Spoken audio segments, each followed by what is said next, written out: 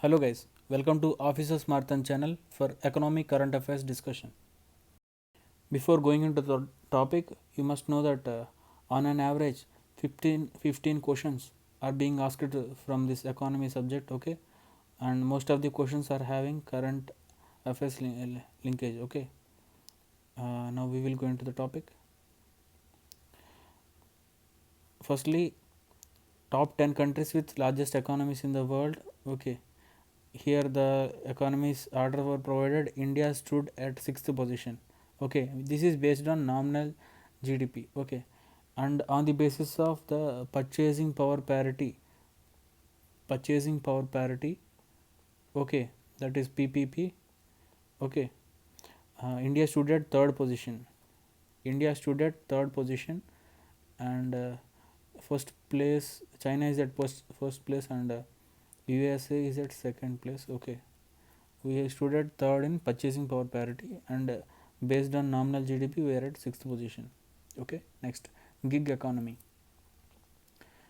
Gig economy, when the organizations hire independent workers for short term commitments, then it is called gig economy, okay. There are benefits and demerits as well, okay. See, benefits like we can create job on a mass scale, and easy access to services, and the work can be have flexibility, okay. But the demerits are like the services are inconsistent, okay. You just go through them. And yeah, see, Upwork, yeah, whatever freelancing works are there, those comes under gig economy, okay. Okay, next, bitcoins, okay. Cryptocurrencies, I can say cryptocurrencies, uh, okay. Bitcoin and Litecoin, based on their word uses, you will be understanding that those are cryptocurrencies, okay. But the remaining rest of the things are there, we will be trapped, okay. So try to know their names: Monero, Dash, Nem, Stratis, Zcash, Ripple, Ethereum. You people might be having idea Ethereum, okay. Try to know these: Monero, Dash, Nem, Stratis, Ripple. These are all cryptocurrencies. Next, KV Kamath Committee panel. Okay, KV Kamath Committee. This was set up actually due to COVID-19. Okay, financial stress has financial loans for everything was got stressed. Okay, to for one-time restructuring of loans. Okay, that affected by COVID-19. For that purpose, what are the financial parameters to be followed? To knowing that this KV committee was set up. Okay, it was set up for making recommendations on financial parameters, okay, that followed for this loan restructuring. Next, zero coupon bond, it is in news, okay. Just you have to know about this properly. Zero coupon bond, it is a type of instrument that does not pay c interest to the bondholder, okay. Remember that it every time it is given at discount price, okay. Zero coupon bond is actually doesn't pay any interest, and it will be given at discount price, okay. And some of the advantages, yeah, it is a low in minimum investment, minimal risk will be there, and we can easily attain long term financial goals and eliminate reinvestment risk, okay. Next, and in this regard you have to know about the other bonds that are available, okay. See, a non-zero coupon bond that is having that is having finite life, okay. There is some maturity period, okay. That is non-zero coupon bond. And zero coupon bond, we just know gone through it, that pays no interest, okay, but sells at discount, okay. Next, perpetual bond, it is a bond that never matures, that implies it has infinite life, okay, never matures. It is perpetual. From the words itself you can able to easily get it, okay. Next is about zero coupon bonds itself. Okay, it doesn't pay any no interest payment. Okay, and the investors receive lump sum equal to initial investment plus imputed interest. Here imputed interest in the sense, actually the bonds are given at provided at discount rate, right? Okay, and they have to return of the original value of the bond, so that difference what is called imputed interest. Okay, next, ways and means advances. Okay, these are actually this helps states, whatever the states are there in our India, this helps states or their temporary mismatches. Okay, in the temporary mismatches, okay, in the cash flow of their receipts and payments, mismatches. Okay, for temporary mismatches, whatever happening in the cash flow of their receipts and payments, for filling that this ways and means advances. Okay, it actually having a time period of 90 days. Okay, for the time period the interest will be at repo rate.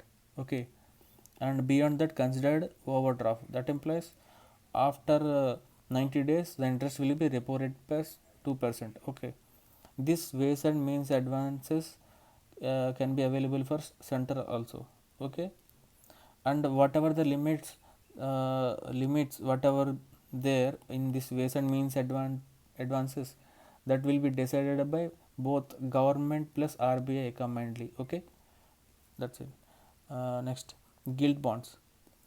Gilt bonds, they were actually our government securities are there, right? They don't carry any risk, securities. Okay, no default, no risk. Okay, that's why they were called gilt bonds. Okay, okay, remember it. Here also I provided.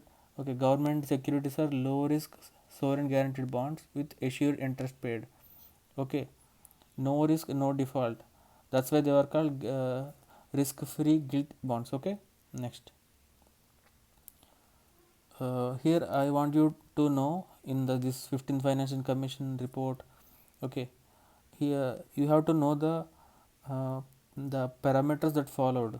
What are the things that they can taken into consideration? Okay, those are income distance, population of 2011. Okay, they excluded this 2000 this 1971 population, and area, forest ecology, demographic performance.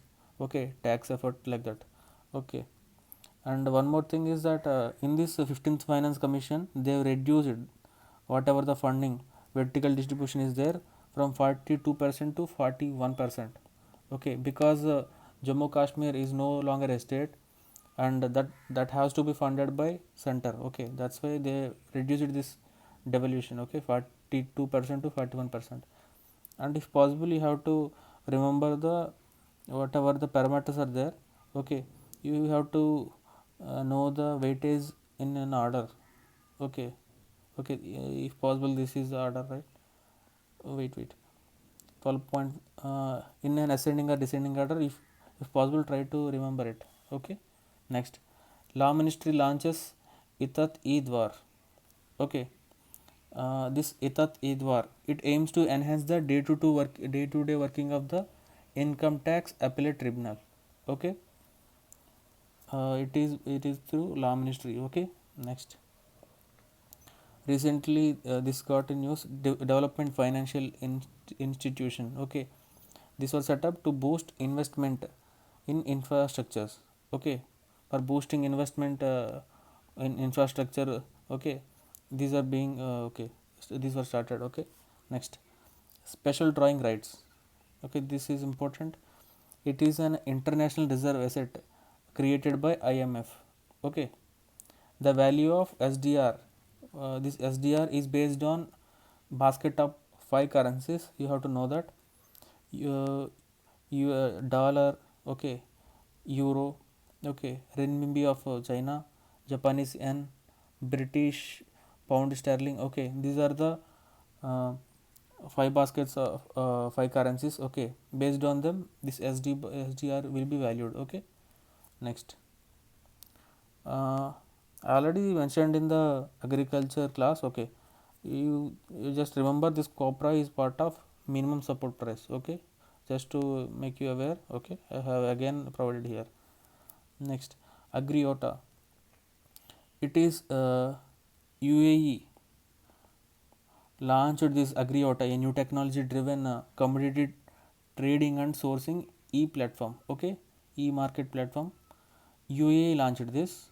Okay, and see here, based on using this platform, Indian farmers, okay, and Gulf food industries, this is a platform.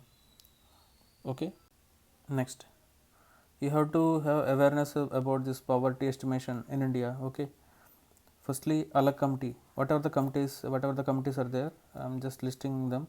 Okay, Alag committee, it was set up in 1979. Okay, it constructed a poverty line on the basis of nutritional requirement. Okay, on the basis of nutritional requirement, see, both are same, deals with poverty. Okay, I said nutritional requirement, it was given the, okay, people who are below the poverty line. Okay, see, in urban areas, those who are consuming less than 2100 calories, and in rural areas less than 2400 calories, who are consuming less than that, they will be considered under poverty line. Okay, next, in 1993, Laktawala committee was set up. Okay, it accepted the whatever the recommendations made by this Alag committee. Okay, and stated that anyone above these calories, okay, 2400 in rural and 2100 in urban, okay, they can able to afford shelter and clothing. Okay, and stated this. Okay, and and it actually defined poverty line on the basis of household per capita consumption expenditure, this one. Okay, based on consumer price index of industrial workers. Okay, and in urban areas, this is, and in similarly in rural areas, on the basis of consumer price index of agricultural laborers. Okay, next, Tendulkar committee was set up in 2000. It was not set up actually, they have made some recommendations in this year. Okay, 2009. Okay, similarly Lakdawala in 1993, they that made recommendations. Okay, Tendulkar committee, it stated that instead of calories, intake nutrition support should be counted, that is the amount they spend. Okay, uh, uh, it has Tendulkar committee stated that on daily basis, 27 rupees consumption in rural areas, and 33 rupees per day consumption in urban areas. Whoever doing this expenditure, okay, above this range, okay, those people won't come under poverty. Okay, 27 rupees in rural and 33 rupees in urban areas. Okay, and next came the Rangarajan committee, it raised these levels. Okay, it raised this level to 32 rupees in per day consumption in rural areas. Okay, 32 rupees, and per day consumption 47 rupees in urban areas. Whoever expending this per day in per day, okay, those people won't be coming won't be coming under poverty line. Okay, that's it. Okay, now we will wind up here. Okay, if you like this video, please subscribe to my channel to get notified for more videos. Thank you.